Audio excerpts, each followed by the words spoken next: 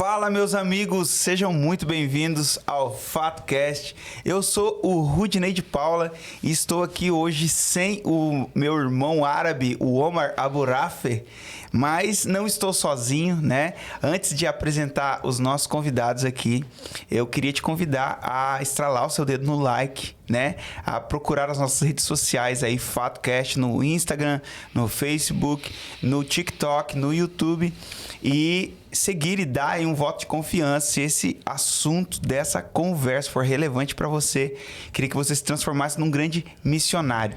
Por que FatoCast? Porque Jesus Cristo é o grande fato da nossa vida e isso é imutável, beleza? Hoje eu estou aqui com dois amigos preciosos, né? Hoje eu tô até sentado do lado aqui, nem tô no lugar ali, no trono.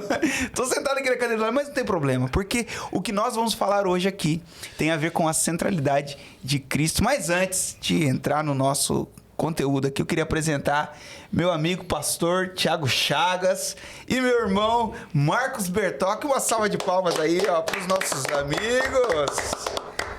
Demos a Jesus uma linda salva de palmas. Estou seguindo a Jesus Cristo. E vamos para a novela da vida real. Vamos lá. Que prazer estar aqui de novo, né? É muito bom estar aqui. Eu disse que eu tô sentindo falta do meu turquinho. Cara, eu sou descendente de sírios, né? Também, né? Cara, se você não fala... Ninguém ia perceber. Eu tenho uma raiva quando alguém fala assim, seu turquinho, eu sou descendente de turco, né?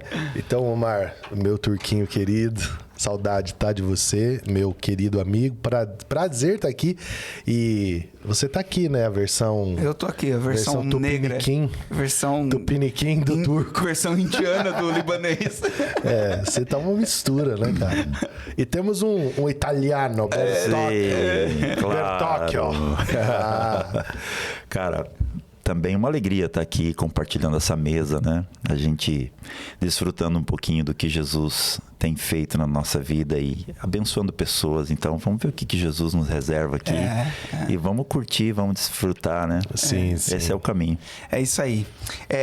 A gente deu uma brifada aí no assunto. E aqui é verdade. Verdade na mesa? Vamos jogar verdade na mesa? Né? Essa aqui é a segunda gravação desse podcast, porque a primeira gravação... A primeira falhou. O inimigo se levantou, né? Ou não sei. E nós perdemos, cara, a primeira gravação. E isso. A gente terminou assim com o sentimento... Não sei como é que era o coração de vocês, mas terminamos com o sentimento assim, meu Deus, cara, o assunto é tão denso que não deu certo, mas agora vai dar certo. Agora vai. E assim, ó... Eu queria começar aqui, a gente tá vindo aí de algumas semanas, falando sobre Hebreus, né? E eu vim com um sentimento no meu coração, Filipenses capítulo 2, a Bíblia fala assim que haja em vós o mesmo sentimento que houve em Cristo Jesus, que mesmo sendo Deus, não teve por usurpação ser igual a Deus e tal. Quanto desse sentimento de esvaziar-se para que Cristo nasça e cresça nos corações, nós vemos na igreja cristã hoje?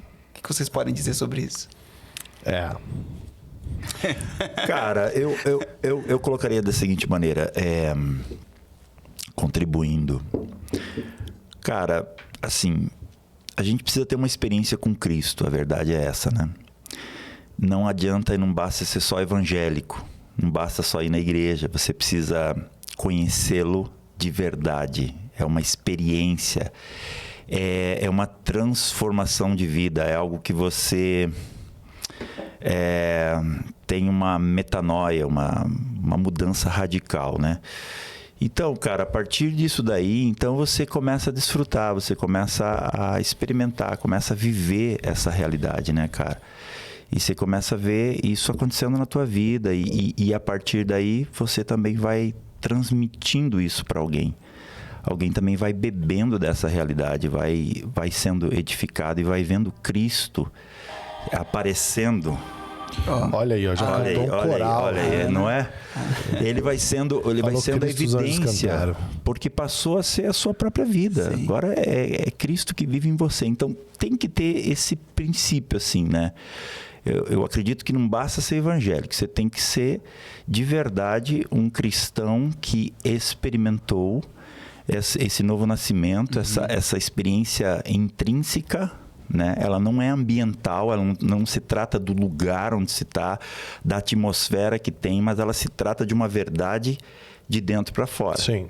E aí, lá de dentro do seu interior, dessa experiência, você começa, então, a viver essa parada aí de Filipenses, entende? Então, é um entendimento que eu tenho, né? Sim, sim. Eu até vivi uma crise, assim, em alguns momentos, porque vivi a vida inteira na igreja, mas quantos momentos eu identifiquei aqui em mim sentimentos que não eram sentimentos de Cristo Jesus dentro de mim, né?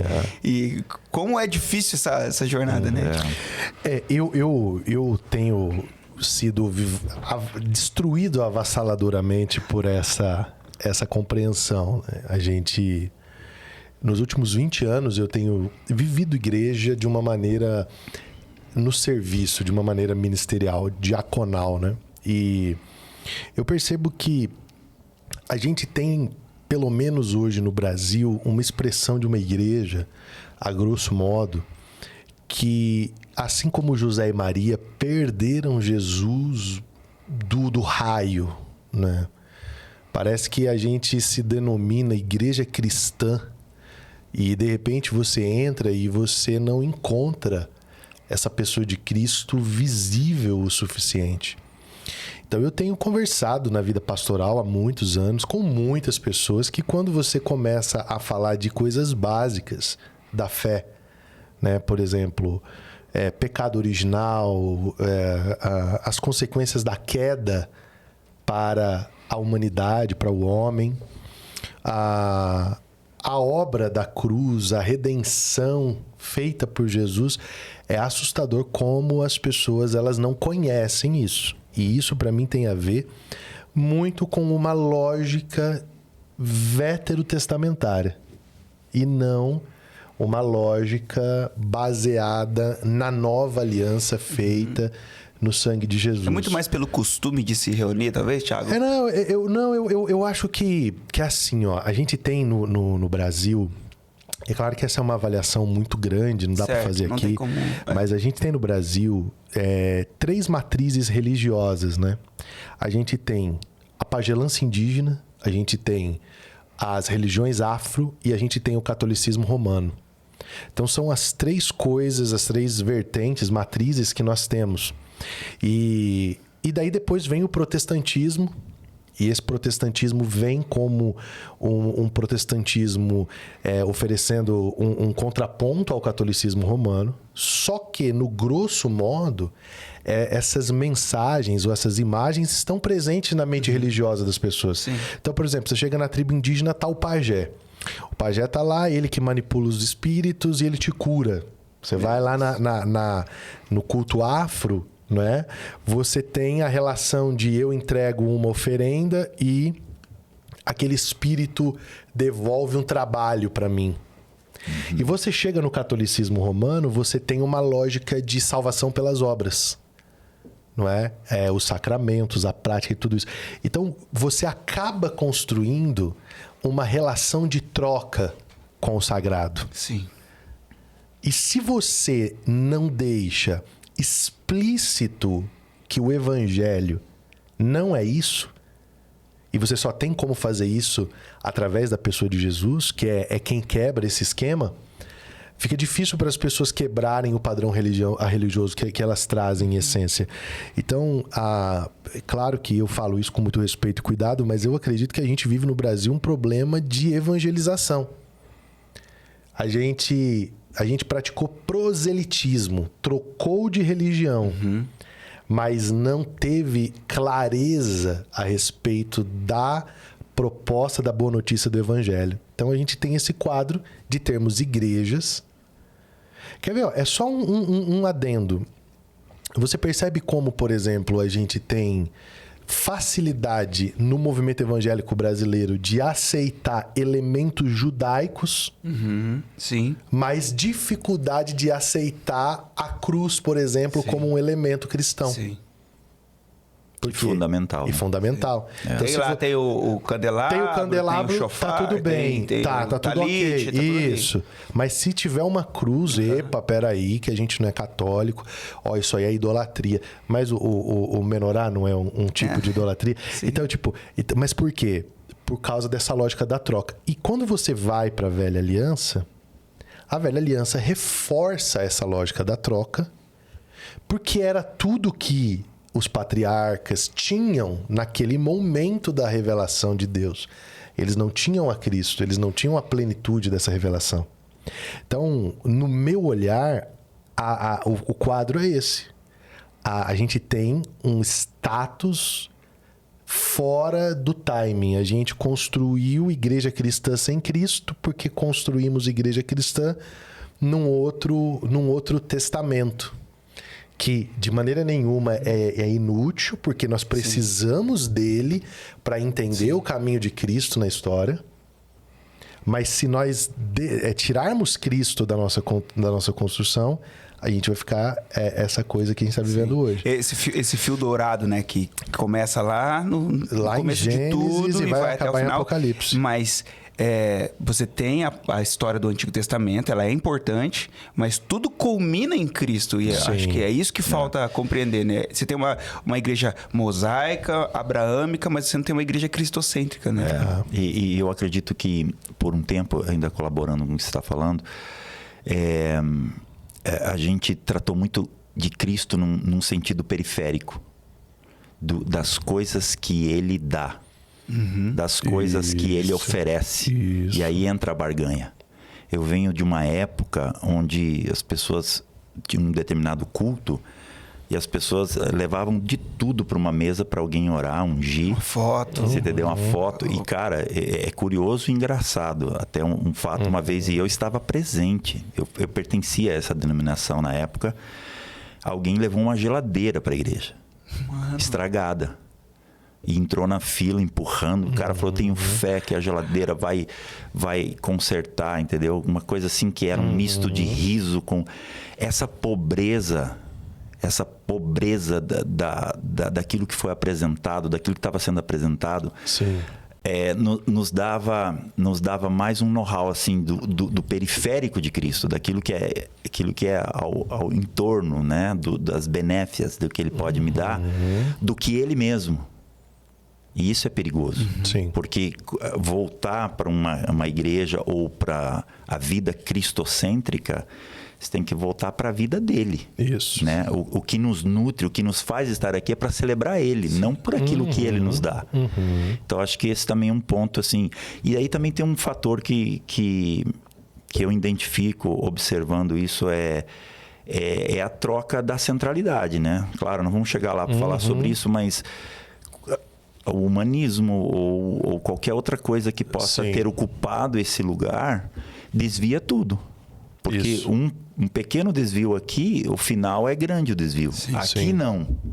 No momento que você vira os teus pés alguns graus, é pouco desvio aparentemente. Mas no final da trajetória, e talvez nós estamos no final de uma trajetória, de uma época de grandes desvios nesse sentido, e a proposta do Senhor é nos chamar de volta para esta centralidade e simplesmente pela vida dele. A vida dele nos basta, nos nutre e nos coloca nesse lugar onde ele sonhou como igreja. A igreja real, não a igreja dos homens. Isso. Né? Porque eu acho que também é interessante você diferenciar isso. Tem a igreja real, que é a igreja de Cristo. Essa igreja, ela não nasce na terra, ela nasce no céu.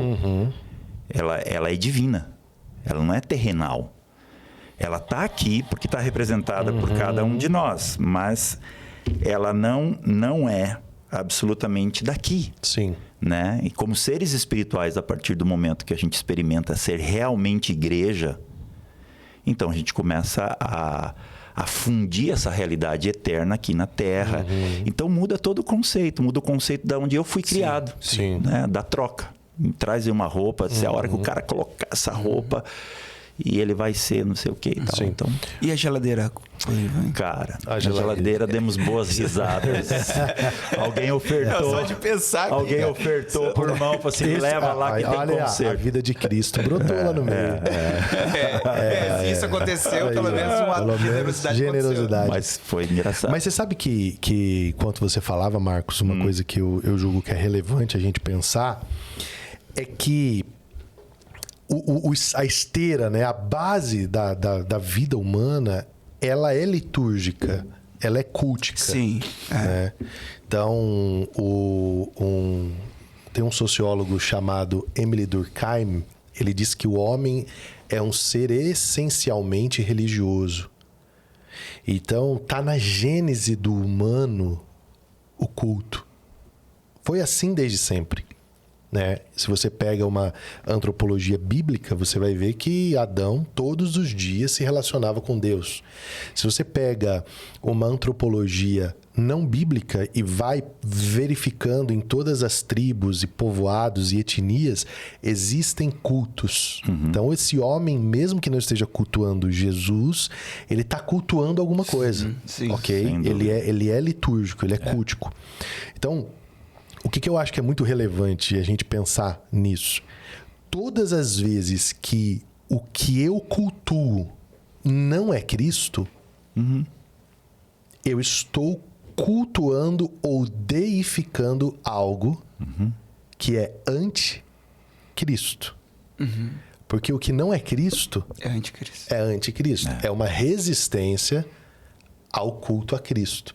E é relevante porque quando Paulo escreve aos Tessalonicenses, ele diz que o iníquo, né, falando do homem do pecado, filho da perdição, ele se assentaria no trono de Deus, querendo parecer a Deus, e ele se levantaria contra tudo que se chama Deus ou que recebe culto. Então você está percebendo aqui, ó, se ele quer eliminar o que recebe culto, mas ele se assenta no templo de Deus como Deus, querendo parecer Deus, ele é um elemento de culto. Então, em se tratando, nós estamos sempre falando de culto. Agora, qual que é a gravidade, a densidade do que nós estamos tratando hoje? Se nós temos uma igreja que não cultua a Deus, que decidiu eternamente colocar Cristo nesse lugar como o Filho, como esse lugar de culto ou de centro ou de fundamento da igreja, onde todas as coisas orbitam, segundo Efésios 1:10, nós estamos levantando um culto anticristo. E se a gente está levantando um culto anticristo, nós não estamos colaborando com Deus, mas estamos colaborando com o adversário de Deus. Então, olha como isso é profundo. Se a minha relação com Deus não é uma relação que tem Cristo como centro, mas tem ter essa caneca como centro, ela não precisa ser diabólica na forma para ser diabólica na essência. Diabólica na essência. Uau. Então, é por isso que eu tenho sido muito carregado de temor nos últimos dias, porque isso não tem a ver com perfeição, com desempenho, com nada disso, mas tem a ver com uma correção de rota, uma correção de culto. Né? Queria contribuir com isso. Em cima disso que você está falando, o risco também de você estar colocando outra coisa em nome do Senhor. Em nome do Senhor. Esse é o problema. Sim. Também. Essa falta de percepção, por exemplo, estava me lembrando de Pedro, né? Quando Jesus fala que teria que partir, que ia morrer e tal, lá em, se eu não me engano, Mateus 19. João 14. Não, Mateus 19, por aí. E o que acontece, cara? Quando Jesus fala sobre isso, como qualquer um de nós que pudesse ter algum momento de fraqueza, e cara, eu acho que eu vou morrer.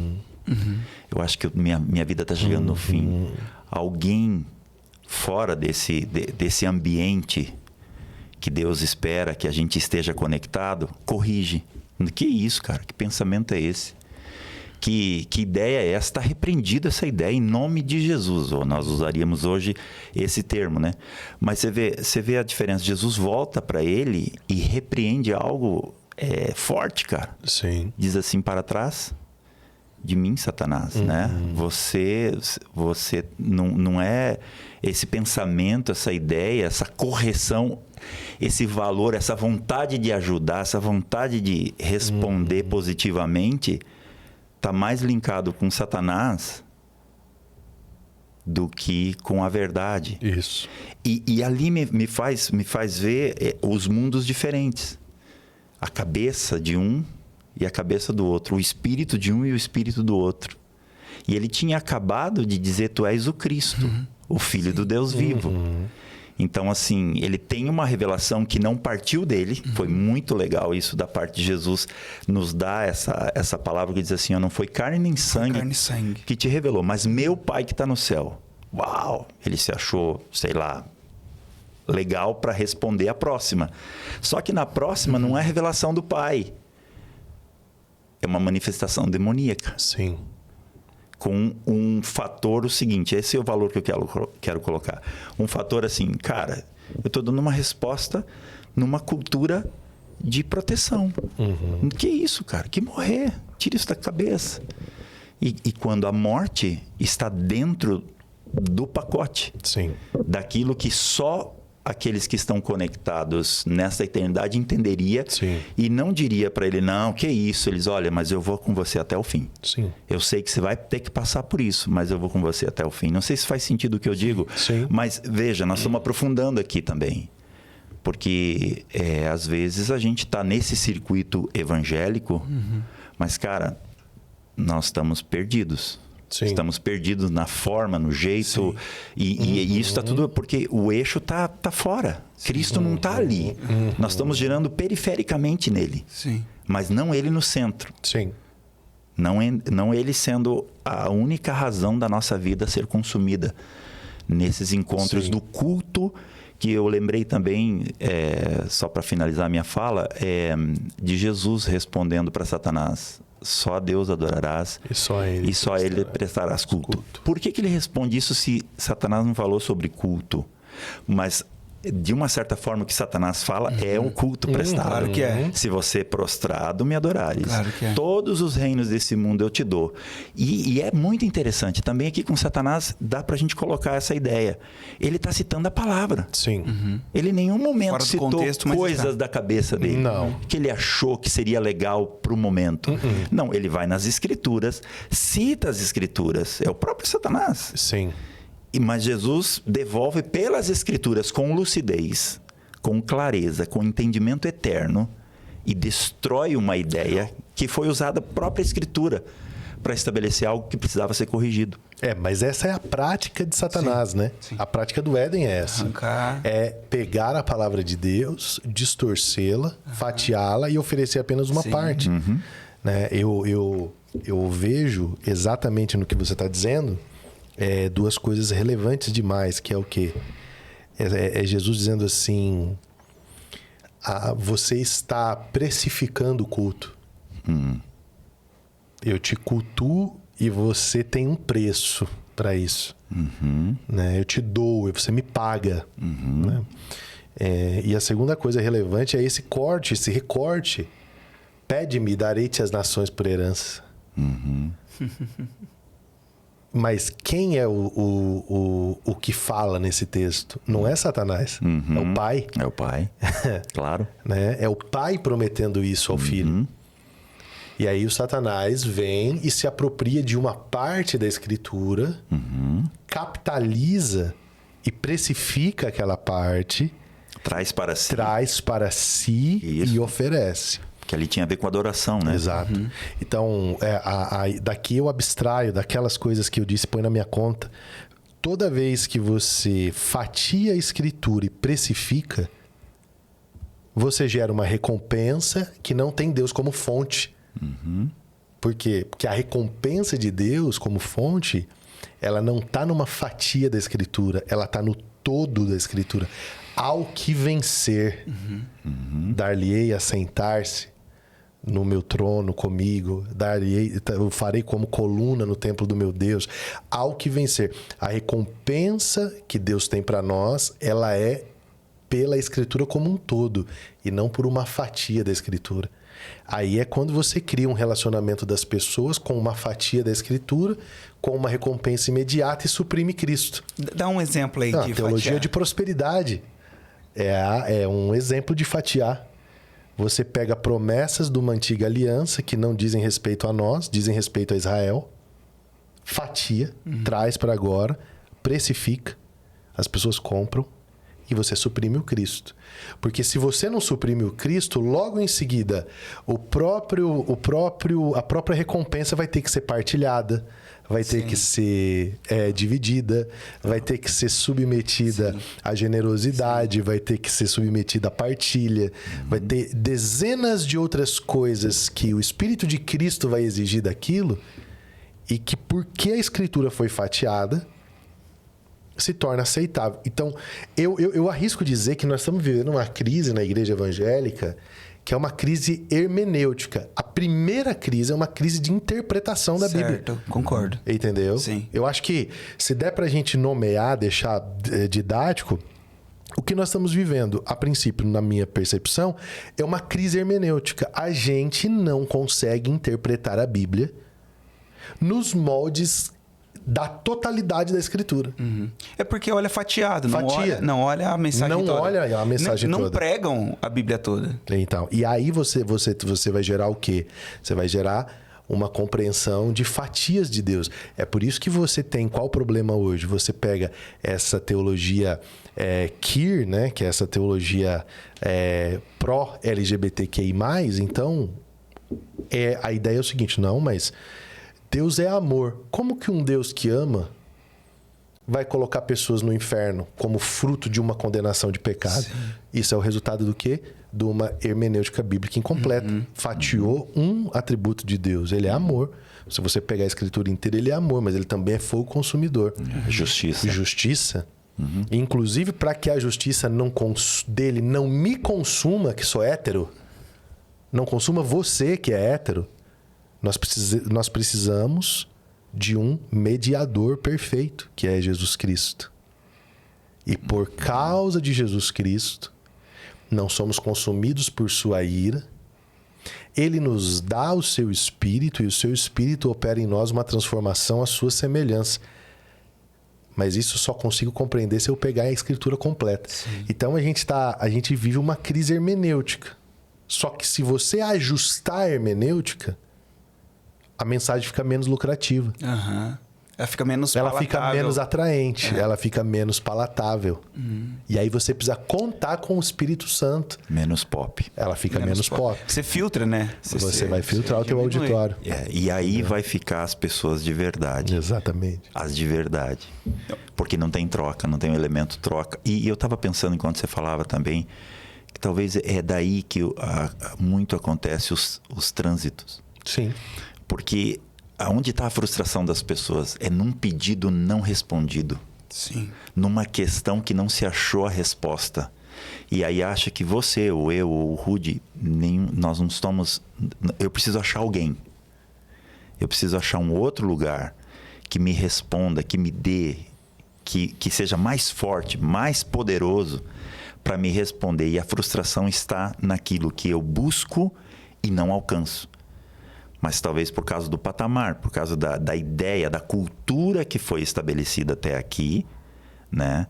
Da troca e a perda desta realidade mais profunda, ampla, centrada, que a vida de Cristo me basta. Eu acho que Salmos 23, versículo 1, Davi ali tem uma revelação. O Senhor é meu pastor, eu não preciso de mais nada. Isso. Tá? Eu acho que essa interpretação, para mim, a mais completa. Sim. Não é que nada me faltará, porque eu tenho falta de muitas coisas. Só que no âmbito onde nós estamos homologados... Da realização. Em Deus. Daqueles que nasceram de Deus. E os que nascem de Deus, Espírito diz a palavra. Então, o meu movimento é no Espírito, é pelo Espírito. Eu estou completo. Sim. Eu tenho ele como meu pastor, tem um monte de coisa ao meu redor que eu quero, que eu não posso, que eu gostaria, mas eu não preciso, porque a minha plenitude não está nessas coisas, está nele e ele me basta. Então, quando a gente encara esta realidade, eu acho que o nicho desse mundo evangélico, especialmente no Brasil, que fala que é uma nação evangélica de não sei quantos, né? Milhões e tal, vai dar uma reduzida violenta, porque então nós vamos voltar para a centralidade de Cristo. Ali nós vamos perceber outros valores, tá?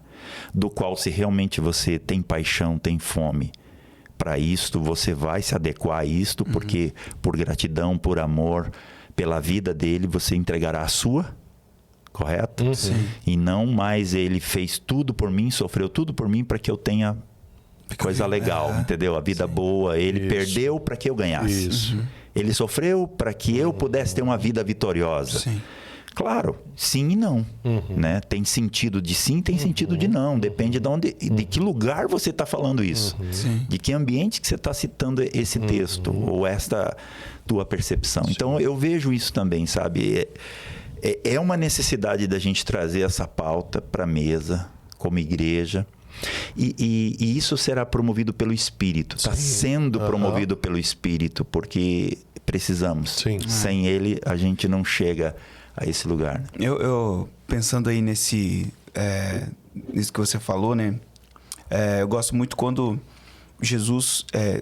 Mateus capítulo 17, né? Chegaram para Jesus para cobrar os impostos. Seu mestre não paga os impostos e tal. Aí Jesus fala assim, vai lá, pega um peixe. O peixe tem uma moeda, vai lá, Pedro, vai lá, pega o peixe. Paga o imposto e tal. Mateus capítulo 19, chega um jovem rico. Aí você pensa assim, cara, resolveu o problema da igreja, né? 2 capítulos atrás, a gente estava aqui precisando pegar peixe com moeda. Agora, o problema da igreja financeiro foi resolvido. Mas aí pensa só, como Jesus não negocia a mensagem, cara. Jesus fala assim, olha, então você vai lá, vende tudo que você tem e tal. Porque o que você precisa não é confiar nos seus bens. Você vende tudo que você tem, dá para os pobres e me segue. Então, Jesus está falando assim, olha, existem recursos em você, é verdade. Esses recursos são importantes, é verdade. Mas importa que cresça uma vida dentro de você. E sabe, Marcos, que vai cooperar para dentro disso que você falou, é que Jesus faz uma série de perguntas para ele e ele preenche os requisitos. Ele guarda a lei, ele honra pai e mãe, ele provavelmente dava o dízimo, ele provavelmente cumpria as ordenanças ali da fé naquele momento, mas ele não permitiu que uma nova vida nascesse dentro dele. Exato. E sabe, isso me chama muita atenção porque eu era esse cara totalmente egocêntrico. O meu ego era muito grandão, né, cara? Era músico dentro da igreja. Deus ama que eu toque na igreja. Não, cara.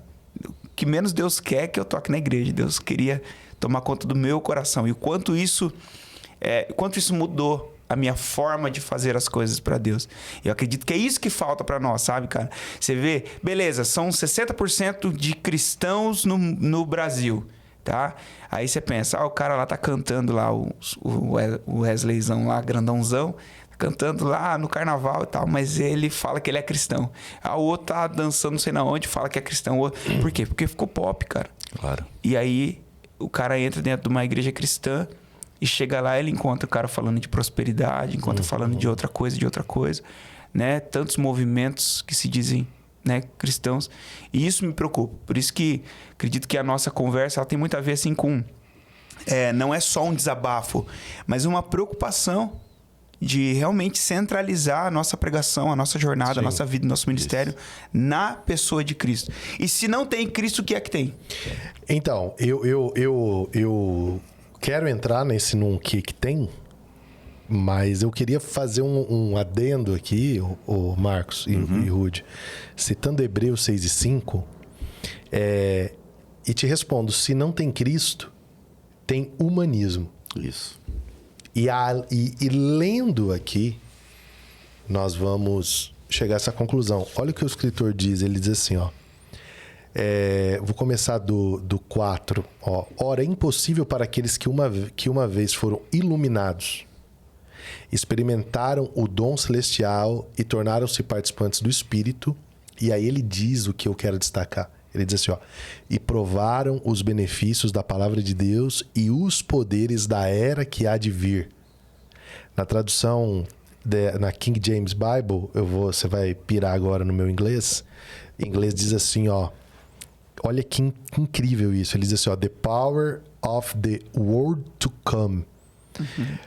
E eu achei legal porque é o mundo que está vindo, né? O mundo que está vindo.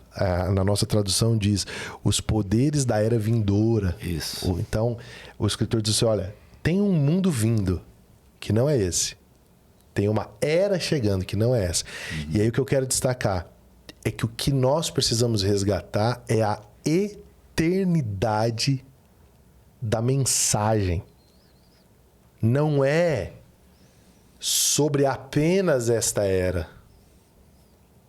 E é essa a questão que tem tocado a igreja, porque a igreja tem pregado uma mensagem para esta era. E ela se torna humanista. Sim, você pega uma mensagem para o efeito do culto. Para o efeito do de uma culto, mentalidade. que é o que o bispo Robson Cavalcante chamava de o culto ao culto. Então você diz assim, boa é a igreja que você se arrepia. Boa é a igreja que todo culto tem um mover. Boa é a igreja que todo culto algo extraordinário acontece. O que é isso? Culto ao culto. Quando acabou aquele momento, acaba tudo. Acaba tudo. Eu Você volta pra engato sua o vida modo secular. Volto e eu não tenho uma expectativa na era vindoura. Então, eu acredito que na proporção que nós estamos nos aproximando da vinda de Cristo, desse world to come, né? Do mundo que está vindo e ele está chegando, ele está se aproximando, é como se fosse um meteoro, né? É o poder da era vindoura que já entrou nessa presente era pela primeira vinda de Jesus, mas é uma era que vai se estabelecer por completo. Quando nós resgatamos a eternidade da mensagem, então nós resgatamos o valor do que Jesus fez, Sim. resgatamos quem Jesus é, e entendemos que nós não podemos nos apegar a uma mensagem humanista. A gente tem hoje a ideologia política, o humanismo filosófico como a base das discussões mais acaloradas da igreja. A guerra cultural. Sim. Entendeu? O nós contra eles e não o nós anunciando a boa notícia para eles. Certo? Por quê? Porque nós perdemos a eternidade da mensagem. Nós fomos muito tocados pelo domínio. Suba as montanhas e escale e crave a bandeira do evangelho lá no cume das esferas de poder. E aí nós vamos dominar esse mundo e esquecemos que o reino de Jesus, ele respondeu para os fariseus em Lucas 17, o meu reino não é deste mundo, não é desta era. Ele é sinalizado nesta era, mas ele vem. Então, não adianta, se eu chego para você e falo assim, cara, você precisa compreender sobre o ministério celestial de Jesus, o sacerdócio eterno de Jesus. Mas se o cara está interessado em comprar uma BMW como fim da vida de fé dele, em morar numa casa de 2 milhões num condomínio fechado, como fim da vida de fé dele, se o único objetivo dele é comprar um jato como o teto da vida de fé dele, ele não tá nem aí para quem quer Melquisedeque, meu amigo. Ele não quer saber o que Jesus está fazendo por mim. Por quê? Porque a vida de fé dele tem a ver com um prazer imediato. Então, eu acredito que o tempo presente é um tempo que nós precisamos resgatar a eternidade da mensagem do Evangelho de Jesus. E aí vai bater novamente pelo convencimento do Espírito Santo aquele sentir, cara, é eterno, não é transitório. E agora? Aquele sentimento do pessoal em Atos 2, diante da pregação de Pedro. E agora? O que faremos nós para sermos salvos? Então tá faltando isso, tá faltando essa consciência de pecado, condenação eterna, salvação eterna, então vamos a Cristo. E aí quando vamos a Cristo, vamos ser discipulados pelo Espírito de Cristo e então podemos viver a vida de Cristo. Então, assim, respondendo a tua pergunta, na minha percepção, se não tem Cristo, tem humanismo. O homem no centro de todas as coisas. Um excelente exemplo para para ilustrar esse fato de que os encontros com Jesus, né, sem uma perspectiva eterna, gera em nós apenas a busca pela realização agora, é João 4. Jesus chega para a mulher samaritana e a mulher tinha ido lá por causa da água, tinha ido lá por causa de buscar água no tanque. E tudo que Jesus fala para ela, fala de uma perspectiva eterna. Olha, se você beber da água que ele der, fará em você uma fonte, etc, etc. E todos os apontamentos da mulher têm a ver com a realização dela. Tem a ver com o poço. Então ela fala assim, então me dá água para que eu não precise vir aqui buscar. Não é sobre isso. Fazer em você uma fonte. Não, então, né, tudo tem a ver com ela, até que Jesus realmente dá uma palavra para ela. Então vai, busca teu marido. Ah, não tem marido, tal e tal. E aí você percebe que no final, quando ela reconhece que ele é realmente um profeta, ela até deixa o cântaro. Tipo assim, o que ela veio buscar. E é isso, cara, que eu tenho orado para acontecer com a gente. Que a gente deixa o cântaro de lado, porque a gente encontrou Cristo, sabe? Será que ela nasceu de novo, Marcos Bertoc, na hora que ela teve um encontro com o espírito da profecia em Jesus? Eu acredito, cara. Eu tava pensando exatamente isso. Porque é esse o fenômeno. É isso que tem que rolar. Porque tem um texto nas Escrituras em Coríntios que fala que a mente humana não pode compreender. A mente natural não pode compreender as coisas espirituais.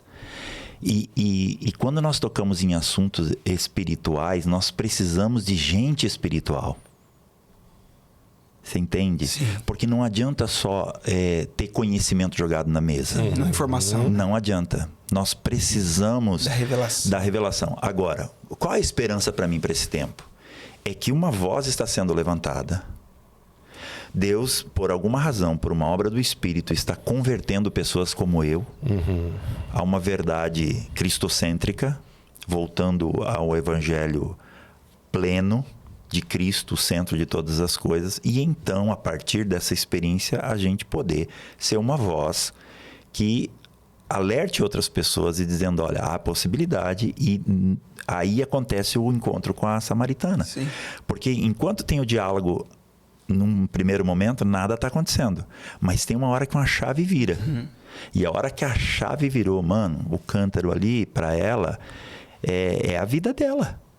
Ela não podia voltar para a aldeia, para o lugar dela sem água. Tem muita gente esperando água lá. Sim. Ela acabou. Ali ela esquece de tudo. É aquela metamorfose. O cara mudou radicalmente e corre para agora ser alguém que leva essa mensagem para outros. Porque eu acho que esse é o fator fundamental para você saber se alguém nasceu de novo. É que a coisa não termina nele. Continua. Você entendeu? O evangelho não pode terminar em você. Sim. Sim. Ele tem que começar em você numa obra, numa operação, mas ele vai alcançar outros. Ele vai ter família, vai ter gente, porque isso transborda, é uma coisa incontrolável. E o mesmo que aconteceu com você, você entrega para outros. Então, eu acredito sim, cara. Eu acredito que ali houve o tal do nasceu de novo. Uma parada no espírito dela, tocou ela, provavelmente a partir daí, a palavra não fala, mas ela se torna uma seguidora à distância, tá? Vendo Jesus, acompanhando Jesus, servindo Jesus, dando suporte, às vezes com recurso, com alguma coisa. Porque, cara, esse é o fruto de alguém que nasceu de novo. E a partir do novo nascimento, o cabeça que é Cristo, quando comunica algo, todos que estão ligados nessa cabeça recebem a mesma palavra, o mesmo comando, a mesma direção, assim como eu dou ordem para o meu corpo, e ele obedece. Sim. Porque a cabeça que está aqui está comandando o resto.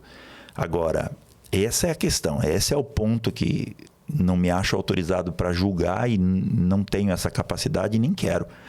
Mas é verdade, cara. Às vezes o que está faltando é a gente encontrar, ou a gente ser, ou a gente se comunicar com a verdadeira igreja. Sim. A verdadeira igreja vai além dos templos, vai além das nossas reuniões, Sim. vai além dos ajuntamentos.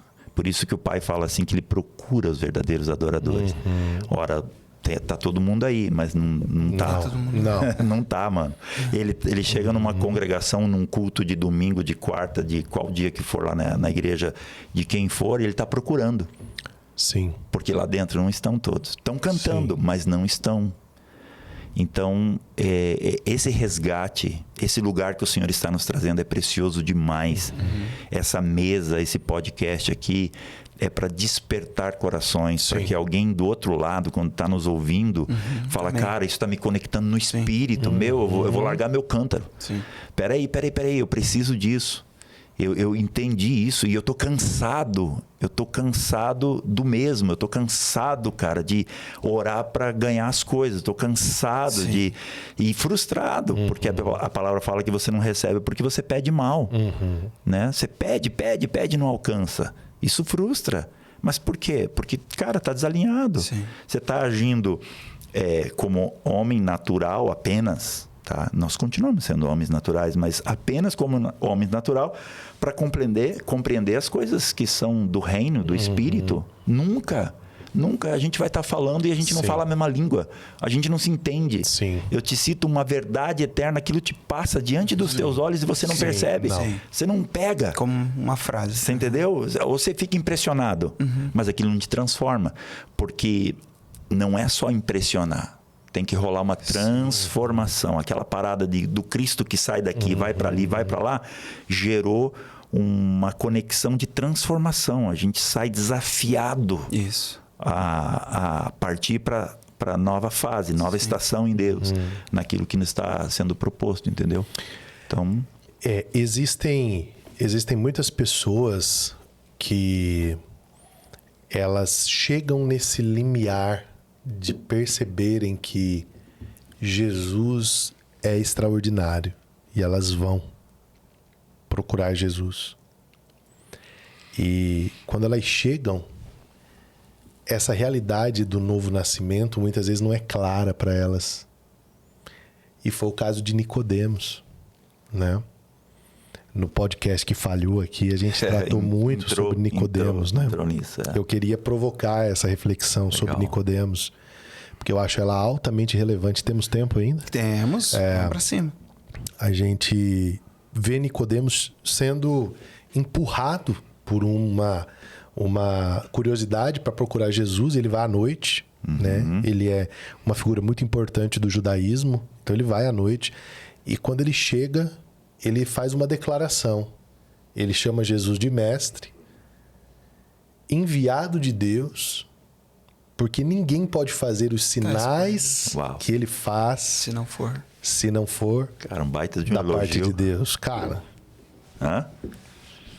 parece que é tudo. Mas não é novo nascido. Mas Jesus diz assim, ó... Cara, aí tá o pulo do gato. É aí que tá o pulo do gato. Você precisa nascer de novo. E aqui eu queria fazer uma pausa. Por quê? Porque me parece que nós somos uma geração de Nicodemos, em certo sentido. Isso dá até um título de uma mensagem. Você que gosta de anotar aí, anota aí para depois eu vou pregar. Porque, cara, há uma admiração pelos feitos de Jesus. Né? Há uma admiração pela ética de Jesus. Mas para Jesus existe algo a mais. Não é suficiente eu dizer assim, você é mestre enviado de Deus, você faz coisas extraordinárias. Não é simplesmente eu dizer, você é um mestre, não, tem algo a mais, e o algo a mais é o nascer de novo. E aí, quando Jesus diz isso, o que mais me impacta nesse texto, e me parece que isso é altamente contemporâneo. Porque aí Nicodemos diz assim, como posso eu, sendo velho, entrar novamente no ventre da minha mãe? Então, como tu me dizes que eu tenho que nascer de novo? E aí, na nossa última conversa, a pergunta que me intrigou, e confesso, depois de 20 anos lendo esse texto, só naquele café nosso, esse link apareceu para mim. Porque Jesus olha para ele e diz assim, você é mestre em Israel e não sabe dessas coisas? Por que você se admira de eu dizer que você tem que nascer de novo? E aí, olha só do que Jesus está falando. Aí eu quero ler. Jeremias 31, do 31 ao 36. Olha a beleza desse texto, Marcos. Estão chegando os dias, declara o Senhor, quando farei uma nova aliança com a comunidade de Israel e com a comunidade de Judá. Não será como a aliança que fiz com os seus antepassados, quando os tomei pela mão para tirá-los do Egito. Porque quebraram a minha aliança, apesar de eu ser o Senhor deles, diz o Senhor. Esta é a aliança que farei com a comunidade de Israel depois daqueles dias, declara o Senhor. Porei a minha lei no íntimo deles e escreverei nos seus corações. Cara, isso é muito lindo. Serei o Deus deles e eles serão o meu povo. Ninguém mais ensinará ao seu próximo, nem ao seu irmão, dizendo, conheço o Senhor.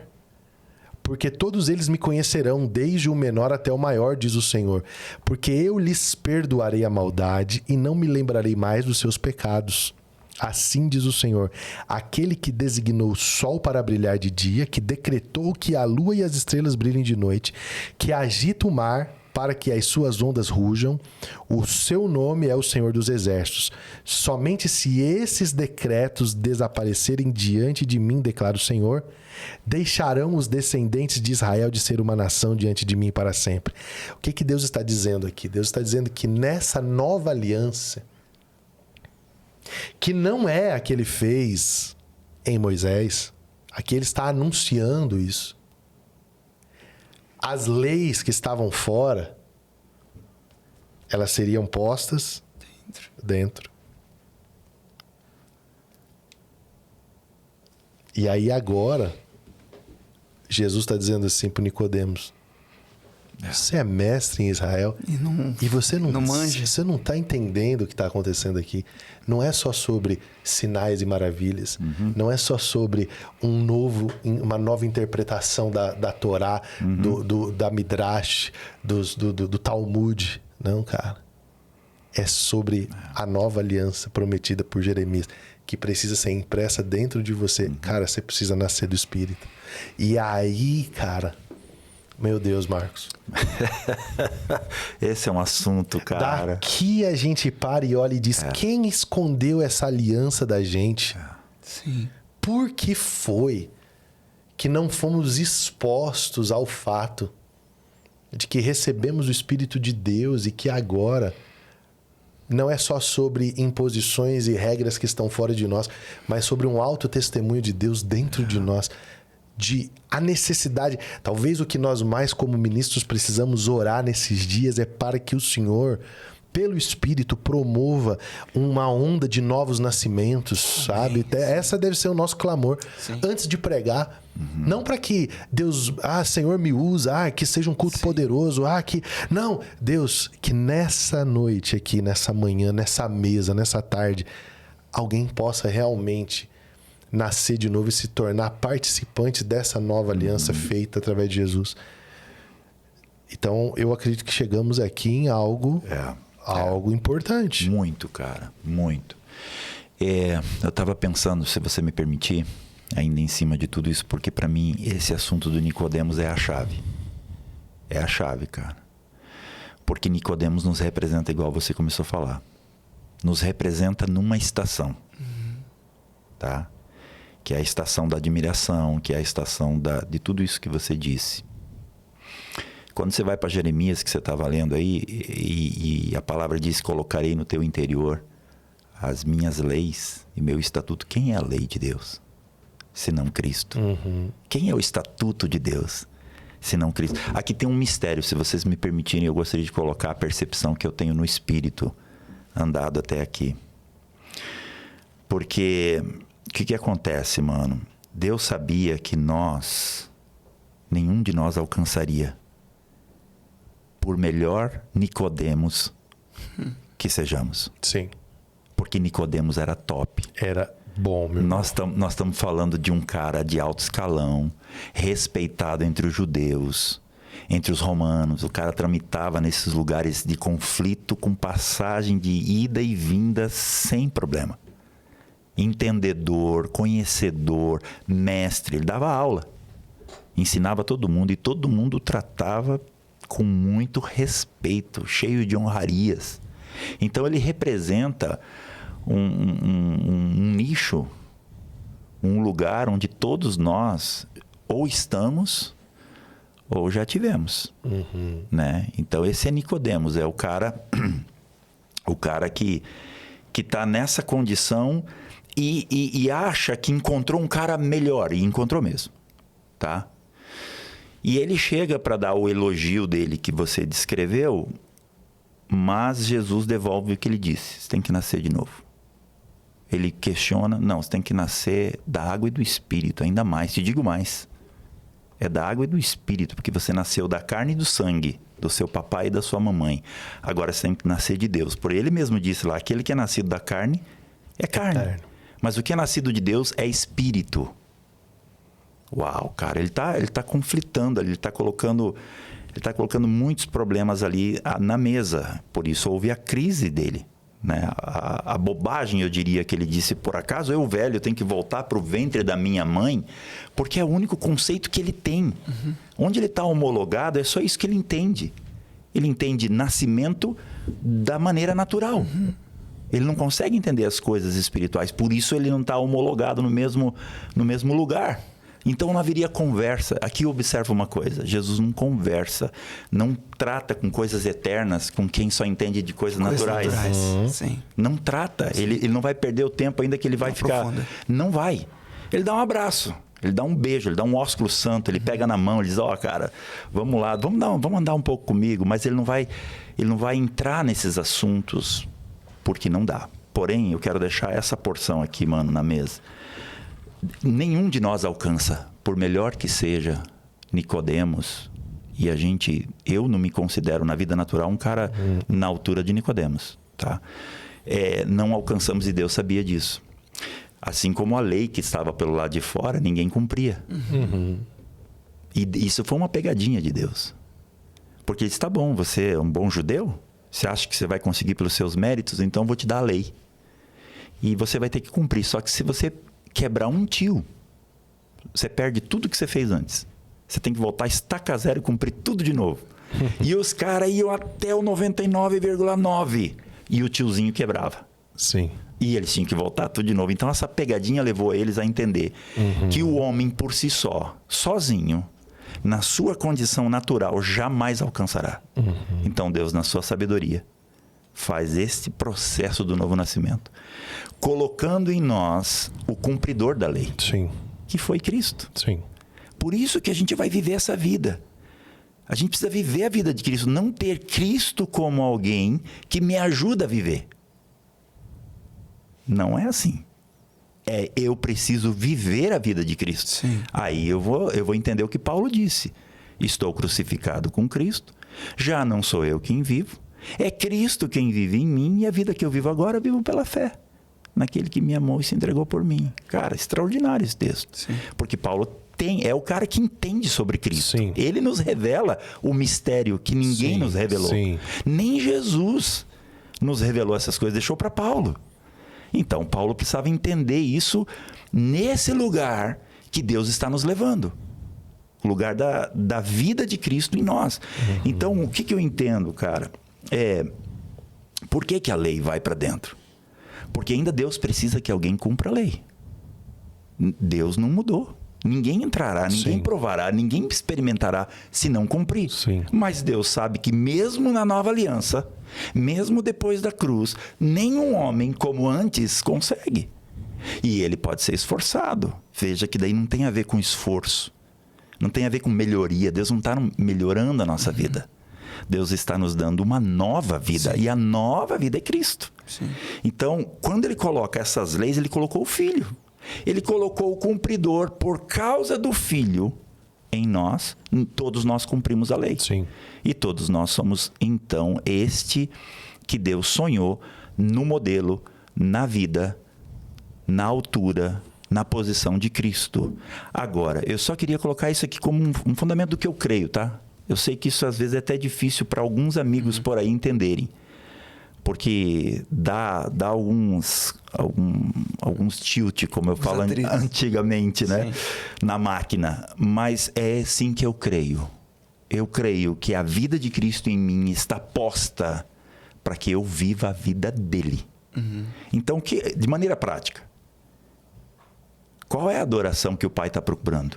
A adoração de Cristo. De Cristo, aonde? Em mim. Em mim. Por quê? Porque a adoração dele é perfeita. A minha não. Sim. Nós somos músicos, dos 3 aqui somos.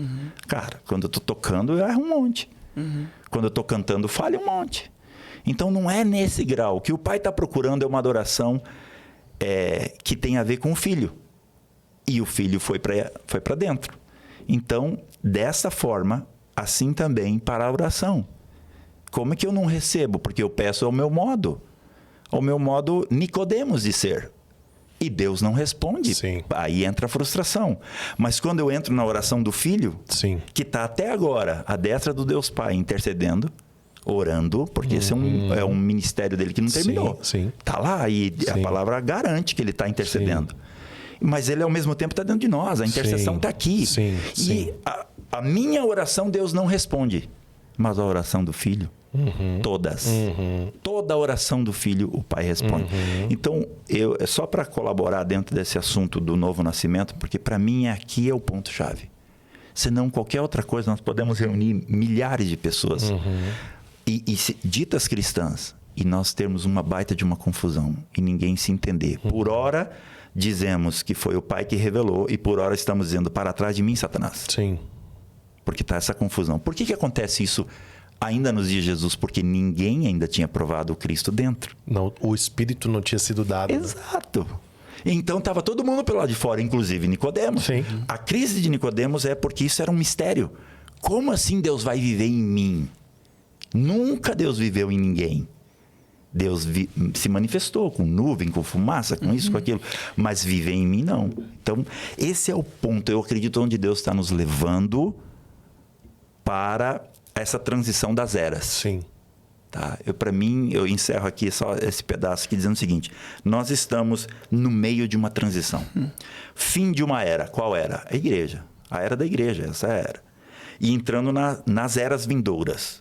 Toda vez que está em transição, tem fusão. Uma está saindo e a outra está entrando. O que eu quero dizer com isso? Nós vamos provar, ainda nesse tempo, antes do retorno de Jesus, das coisas eternas, como nunca antes. Como os nossos pais sonharam no passado e não puderam. Nesta vida ainda. Estamos na transição. Até que façamos toda a passagem desta vida para a vida eterna como igreja, onde ele voltará para governo. Ele vem governar as nações. Então, eu só queria deixar isso aqui porque é da maneira que eu vejo. Eu vejo assim no meu espírito. Agora é Cristo que vive em mim. Não tem como. Essa lei não é um conhecimento. Não é o tipo de aula que está sendo dado numa faculdade teológica, que ela é mais legal, ela é mais ampla. Não. Tem a ver com a vida do cumpridor da lei dentro de mim. E por causa dele... Agora, ele pode estar em mim e eu viver as minhas leis? Sim. Esse é o perigo. Porque daí ele não foi formado em meu interior. Ele foi colocado como um embrião e permanece como um embrião a vida inteira. Não se desenvolveu dentro de mim. Então, eu deixo ele dentro de mim, mas apequenado. Um gesto simbólico. E não é a vida dele que cresceu e tomou forma ao ponto de chegar à estatura do varão perfeito, que é Cristo. Então, só queria deixar isso na mesa. Antes de passar a palavra aí para você, Thiago, é uma das coisas que você pregou esses dias, né? Hebreus 1 ainda, né? Havendo antigamente o Senhor falar através dos profetas. Aos pais, falou-nos agora através do Filho. Isso. Então, é essa transição de mensagem, de mentalidade, né? Você falou uma coisa esses dias que em mim, assim, bateu, assim, violentamente, né? Citando Davi, mata meus inimigos, não sei o que lá e tal. E aí Jesus na cruz, Davi aponta para Jesus, aí Jesus na cruz: Pai, perdoa eles, porque eles não sabem o que fazem. É porque você tem alguém que vê uma parte e alguém que é a revelação. Isso. É É outra história. Né? Nós precisamos ser logocêntricos, né? A palavra tem que estar no centro, mas no sentido de palavra encarnada, que é Cristo, e a palavra inspirada, que são as Escrituras.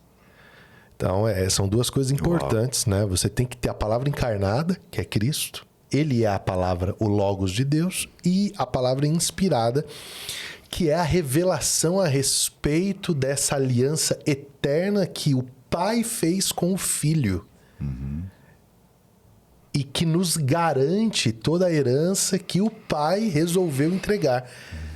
Então, é por isso que você falando, e eu vou me lembrando de coisas que me parece que você é mestre em Israel e não sabe dessas coisas, ela é uma sentença para os pastores de hoje. Sim.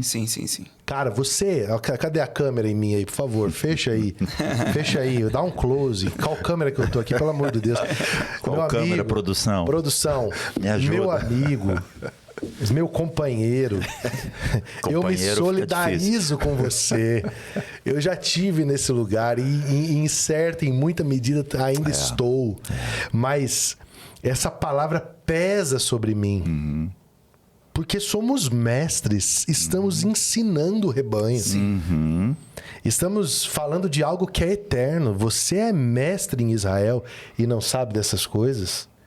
E aí eu me lembro de outra coisa que me parece que Nicodemos se sabia, esqueceu, ou não conseguiu entender que estava diante do cumprimento daquilo que leu, que é Ezequiel 36, 23. Olha só, isso é muito sobre o que você estava falando. Deus diz assim, mostrarei a santidade do meu santo nome. Então, Deus é o ativo. Ele que vai fazer, né? Mostrarei a santidade do meu santo nome, o qual foi profanado entre as nações, o nome que vocês profanaram no meio delas. Tá falando para ajudar, né? Então, as nações saberão que eu sou o Senhor, palavra do soberano Senhor, quando eu me mostrar santo, por meio de vocês, diante dos olhos delas. Olha isso daqui. Deus está dizendo, eu vou me mostrar santo às nações. Por quê? Porque vocês profanaram o meu nome no meio delas. Mas as nações saberão que eu sou santo. Quando? Quando eu me mostrar santo diante dos olhos delas. Por onde? Por meio de vocês. Mas peraí. Se eles profanaram, eles não têm capacidade de mostrar a santidade de Deus. Eles são profanadores do nome de Deus. É o próprio Deus que está dizendo. Mas Deus está dizendo, eu vou me mostrar santo. Por meio de quem? Por meio de vocês. Aí ele diz assim, pois eu os tirarei das nações, os ajuntarei no meio de todas as terras e os trarei de volta para a sua própria terra. 25. Aspergirei água pura sobre vocês e vocês ficarão puros. E eu os purificarei de todas as suas impurezas e dos teus ídolos. Agora 26. Darei a vocês um coração novo e porei um espírito novo em vocês. Tirarei de vocês o coração de pedra e darei um coração de carne. 27. Porei o meu espírito em vocês e os levarei a agirem segundo os meus decretos e a obedecerem fielmente às minhas leis. Vocês habitarão na terra que dei aos seus antepassados. Vocês serão o meu povo e eu serei o seu Deus. Quando eu olho isso de maneira cristocêntrica, sabe o que eu enxergo? Não é o Israel, é a igreja. Claro, porque a igreja foi enxertada Ele estava falando aliança. da igreja. Claro. Porque a palavra dele é atemporal. Ainda que estivesse falando com alguém presente do momento, Sim. mas ela transcende o momento. Tudo isso tem a ver com a igreja. Claro. Onde Cristo é o Senhor, é o cabeça, é o centro. Uma das coisas mais lindas sobre a nova aliança é que ela, conforme diz Jeremias 31, ela é uma nova aliança feita com o povo de Israel. Só que, em Cristo, Segundo Paulo escreveu, nós que éramos jambuzeiros bravos, Fomos nós os enxertados. gentios, fomos enxertados na oliveira. Porque Israel é espiritual. Israel espiritual. Então, em Não é Cristo... não é aquele terreno Não é lá. aquele terreno. Então, em Cristo, não há judeu, nem grego, nem homem, nem mulher, nem escravo, nem livre. Então, essa é a beleza. Essa aliança é anunciada a Israel, inaugurada em Jesus e aplicada por meio da igreja, que quando Paulo escreve aos Gálatas, o próprio Paulo diz que é o Israel de Deus, a igreja. a igreja. Então, é esse povo Uau. tirado do meio das nações. E aí nós temos, então, o novo nascimento. É esse ato de Deus, de por meio do seu Espírito, colocar o Cristo dentro de mim e me dar esse coração disposto e inclinado para a obediência da lei. Que não nos faz perfeitos, mas nos faz portadores do Cristo que vai sendo formado de glória em glória. O cumpridor de toda a lei. Que tira o véu do nosso rosto. Que não precisamos mais, como Moisés, ficar com o rosto coberto quando a glória já desvaneceu, porque a glória agora não desvanece, pelo contrário, ela cresce. Exato. Porque na proporção que Cristo vai sendo gerado em nós, a glória é crescente. Sim. Então, a nossa maior oração, Marcos, eu concluo a minha fala e aí deixo para o Ruth fazer as considerações finais, talvez seria lembrar-nos das palavras de Jesus quando ele diz assim: pedis e dar-se-vos-á, buscai e acharei, batei e abre-se-vos-á, porque aquele que pede recebe, o que busca encontra e o que bate se abre. Aí ele continua: vós sendo maus, sabei dar boas coisas aos vossos filhos, quanto mais o vosso Pai que está no céu. Aí, por que que os evangélicos param o texto aqui? Porque acaba com o texto. O vosso Pai Celestial não dará o Espírito Santo aos que lhe o pedirem. Então, essa intercessão incessante, esse bater, esse ir, esse pedir, deve ser por uma porção mais excelente da vida de Cristo dentro de mim. O Espírito já foi dado, então agora a minha oração incessante deve ser: Senhor, sabe de uma coisa? Quebra o resto de pedra que ainda existe em mim e deixa essa natureza sair. Essa deveria ser a nossa oração incessante. E nós temos uma garantia, porque essa é uma oração do Filho. Exato. Sim. De que o Pai... E ele responde. E ele responderá. Se você pedir, ele responde. Eu creio, para consideração também final, já que você deixou a... Eu acho que deu tem a que acabar deixa. aí, né? Não sei. Mas está muito bom o nosso papo, eu ficaria mais. Eu colocaria exatamente a minha percepção no espírito. Estamos numa transição de uma era para a próxima.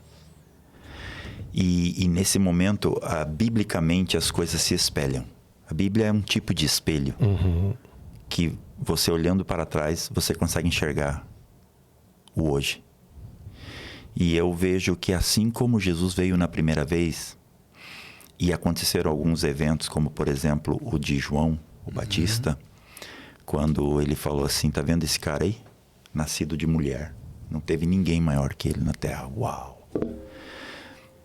Se ele para o texto aí também fica esquisito. Sim. Porque Jesus também era nascido de mulher.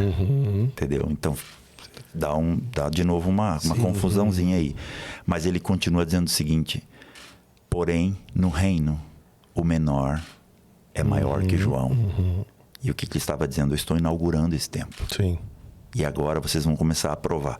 A transição daquela era, ou daquele tempo, do antigo pacto, da antiga aliança, estava ali em Jesus até a cruz. É ali a transição. Então, ali que começa a provar coisas extraordinárias e poderosas. Revelações do céu, transformações, coisas incríveis, coisas que não se provavam até então. Estava morta pela religião, pelos religiosos da época e pela falta de vida. Então, não tendo vida, como que vai produzir vida? Nós estamos no mesmo time, tá? E eu creio que Deus está nos preparando para essa mesma fusão. É chegada a hora do rei, que volta pela segunda vez. E nesse tempo, o que vai acontecer com a igreja é um extraordinário mover de Deus.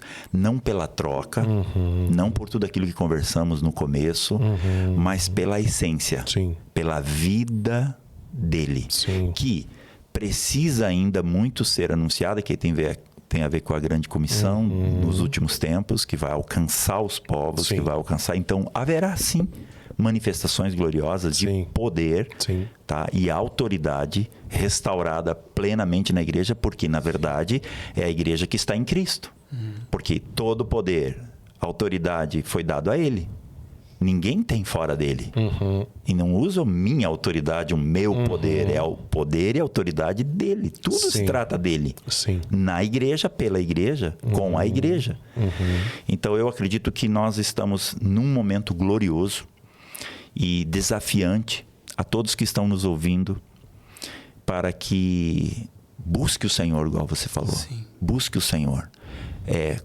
Fale com Deus, porque na conversa que Jesus teve com Nicodemos, não resolveu na frente dele. Olha, então para nascer de novo você tem que fazer assim, assim. Não, disse para ele que era da água e do Espírito. Disse, mas ainda assim lhe faltou luz, porque ele não fala, senta aqui que eu vou te explicar o que é isso. Mas dentro dele foi acionado um dispositivo de busca, que é exatamente o que Deus quer. Sim. Pô, ouvi um negócio, cara. Onde eu posso achar a resposta? Em Deus. Vai para Ele. Entra no teu quarto.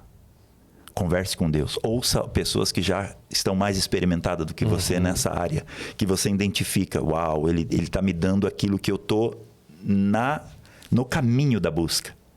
Então, sente com quem está com Cristo no centro.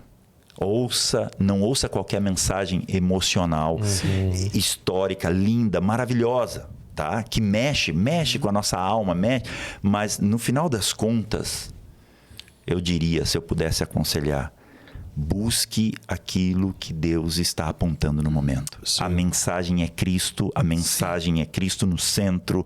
Não estão tratando de pessoas perfeitas. Não olhe para o homem, Sim. olhe para Cristo. E se alimente disso, porque à medida que nós temos esse network, então cresce dentro de nós. Cresce dentro de nós o Cristo. O Cristo, ele é partilhado. É o símbolo ou o profetismo da ceia.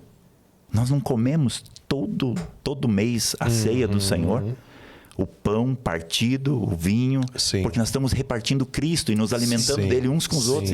E lá pelas tantas trocamos. E é um ato profético. Eu estou trocando. A porção que eu tenho na mão, eu estou dando para você. Coma do que eu tenho. E você me dá o que você tem e eu como do que você Sim. tem. Porque é Cristo sendo repartido no corpo e sendo nutrido. Então, encorajo as pessoas, para encerrar minha fala, a buscar o que é certo. Peça ao Espírito Santo, ouça o Espírito Santo, e ele vai te ajudar. Porque Amém. eu acho que é isso que Nicodemos fez. Sim. Ele saiu dali em crise e foi para Deus. Foi para algum lugar dizer, eu quero saber mais. Eu vou saber mais. Cara, ele mexeu com as minhas entranhas. Sim. Ele mexeu com uma coisa que ninguém mexeu até agora em mim. E é o Espírito Santo que está fazendo isso Sim. no nosso tempo, porque nós estamos no nicho da transição. E aqui veremos coisas antes do glorioso dia do Senhor, que os nossos pais sonharam no passado. Amém. Querer estar nesse tempo. E é um privilégio nosso. Não tem como afirmar dia e nem hora. Mas nós podemos olhar para as Escrituras e ver sinais. Nós podemos ver o tempo. Nós podemos ver cumprimento de profecia. E todas elas nos apontam que o dia está próximo. Sim. Então, se está próximo, uma igreja gloriosa, a igreja de Cristo, a real igreja, que não nasceu na terra, nasceu no céu, vai se manifestar. Amém. E aqui estamos nós para, de alguma forma, deixar uma semente de ânimo, Sim. de encorajamento no espírito de cada um, assim como o meu está queimando Sim. por ele, que seja queimado no coração de você que está nos ouvindo aí do outro lado. Amém. Então é isso. Amém. Amém. Amém. Eu quero fazer considerações finais aqui. Primeiro, dizer que nós enquanto igreja local, entramos numa jornada de consagração, separação e busca intensa pelo Senhor nesses dias, ao longo de 21 dias aí, jejuando, orando e buscando ao Senhor. E de tudo que nós conversamos aqui hoje, se sai com um sentimento assim de que, cara, eu ainda preciso me esvaziar. Tem muito do Senhor que nós ainda precisamos encontrar. E pensando que Jesus não... Você não vê Jesus escrevendo nada, você não vê Jesus propagando a sua mensagem em nenhuma plataforma. Você vê Jesus se relacionando com as pessoas. E o que aquelas pessoas provaram foi do próprio Cristo, da vida do próprio Cristo. E a gente pode pregar, pode cantar, pode gravar música, pode fazer tantas coisas, pode ter milhares de seguidores. Mas o que realmente vai restar é o quanto da vida de Cristo nós provamos uns com os outros. Assim, né? E se talvez pudesse resumir isso de uma forma prática para todo mundo que está ouvindo, porque alguém pode olhar e perguntar: uau, que incrível, quanta coisa. E o que me resta? Resta viver a vida de Cristo. Resta nos esvaziar e buscar ao Senhor. Né? Resta nos liderar no caráter de Jesus, pregar no caráter de Jesus, cantar no caráter de Jesus. E eu posso dizer isso, para encerrar minha fala, que eu provo isso da vida de vocês. Glória a Jesus. Vocês são testemunhos, assim, do quanto Cristo tem construído dentro de vocês, e vocês têm se permitido derramar a todos nós, né? Então, obrigado, Marcos. Obrigado, Thiago. Obrigado pelo sim de vocês. Muito me abençoa. E eu tenho certeza, cara, que uma geração virá depois de nós. Amém. Com o coração em chamas, com os olhos em chamas, e que não vai se vislumbrar com as plataformas, mas vai realmente mergulhar no Senhor e fluir, sabe? Multiplicar isso, que não é só conhecimento, sabe? Você pode compartilhar uma informação, mas a revelação, ela é uma busca individual de cada um de nós. Né? Então, obrigado. Amém. Valeu, FatoCast. Obrigado pelo estúdio. Obrigado, Turquinho. Becklin Studios. Siga nossas redes sociais. Você é muito bem-vindo a comentar, a curtir, compartilhar, mandar para todo mundo. Nós temos também os nossos cortes nas nossas redes sociais. E entenda que nós estamos fazendo isso aqui para multiplicar a mensagem de Cristo dentro de nós. Então, muito obrigado se você assistiu até aqui. Significa que é relevante para você. E até o próximo episódio. Deus abençoe.